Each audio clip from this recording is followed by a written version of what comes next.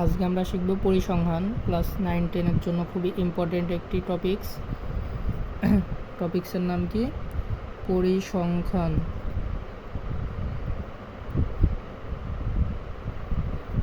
পরিসংখ্যা এখান থেকে আমরা সৃজনশীল 10 মার্কের সৃজনশীল পাবো।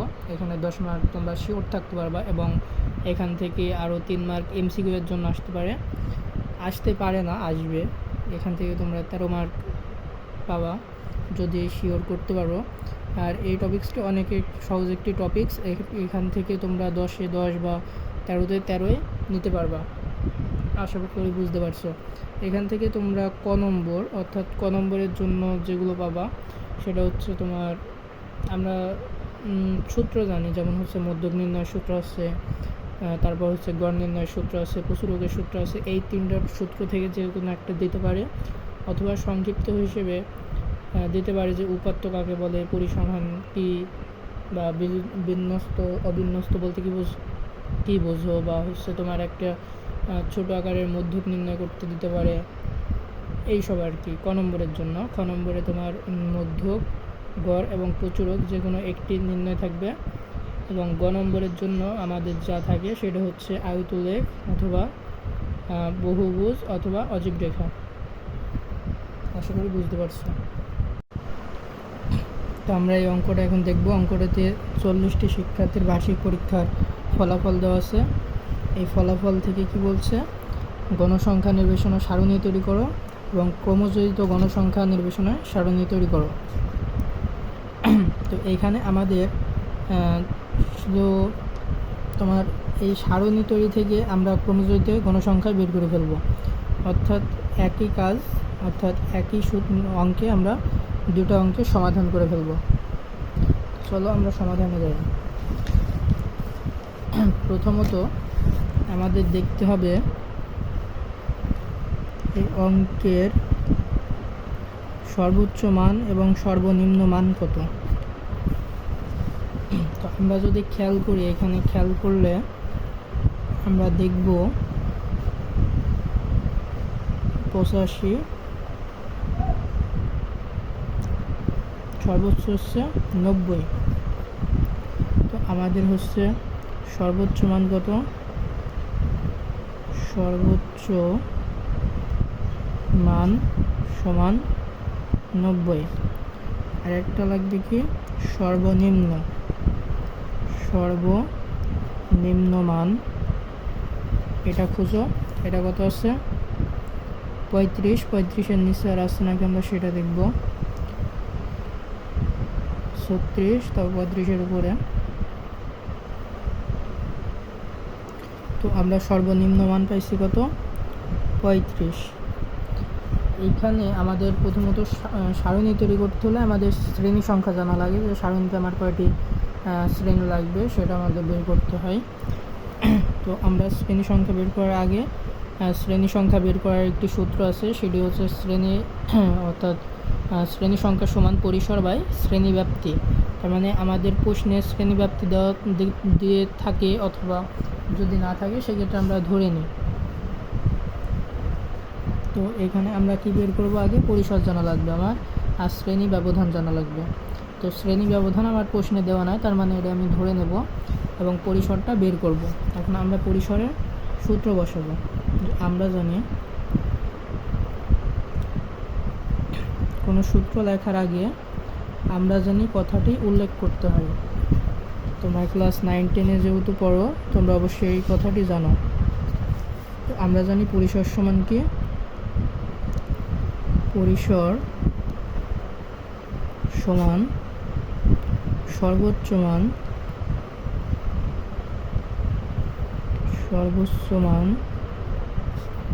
মাইনাস সর্বনিম্ন মান।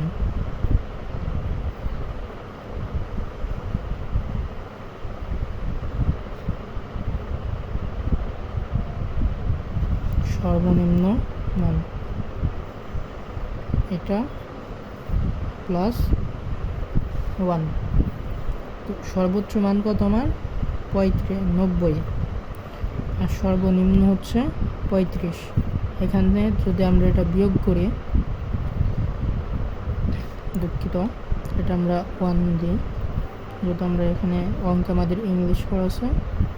তো আমরা যদি এটা 1 দিই তাহলে আমাদের এখানে বিয়োগফল কত হয়, এখানে আসে 5 আর এখানে আসে হচ্ছে 5 অর্থাৎ 55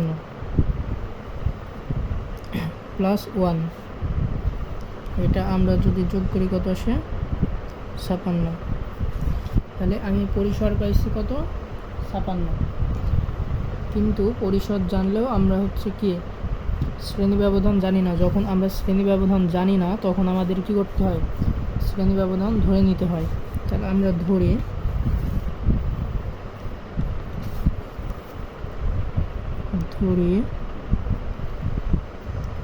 শ্রেণী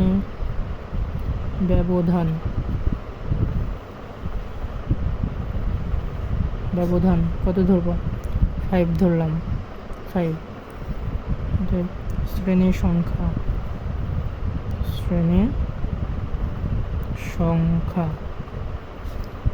সংখ্যা আমরা সূত্র কি বললাম, পরিসর বাই শ্রেণী ব্যবধান। অর্থাৎ আমার পরিসর যা আসবে তাকে যদি আমি শ্রেণী ব্যবধান দ্বারা ভাগ করি তাহলে হচ্ছে আমরা কি মানে শ্রেণী সংখ্যা পেয়ে যাই। তো আমার এখানে যদি আমরা এটা ভাগ করি কত আসে, এটা হচ্ছে 11.2 আসে।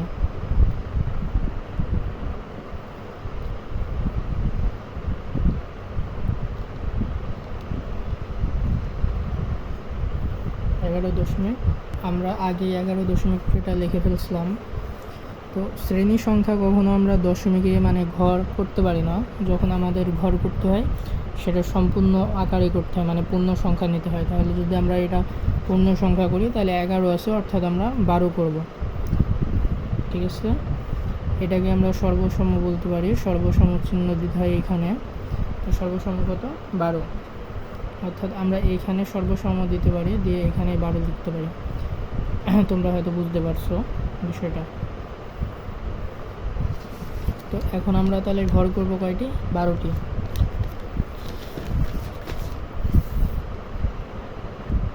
এখানে আমরা ছক কেটে নিছি, ছক এখানে আছে মোট 13টি। কারণ কি আমাদের এখানে 12টি সংখ্যার জন্য এবং একটি হচ্ছে ওপরে তোমার লেখা লাগে, যেগুলো হচ্ছে তোমার এখানে যদি প্রশ্নে দেওয়া থাকে যে প্রাপ্ত নম্বর, এখানে কিন্তু আমার প্রাপ্ত নম্বর দেওয়া আছে, তার মানে এটা আমি কি লিখব, প্রাপ্ত নম্বর।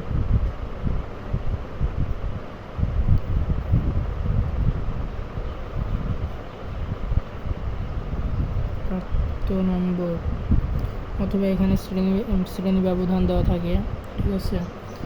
এরপরে এখানে থাকে ট্যালি চিহ্ন, এরপরে থাকে গণসংখ্যা,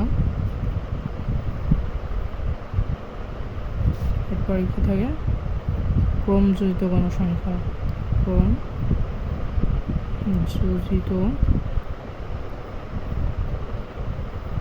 গণসংখ্যা।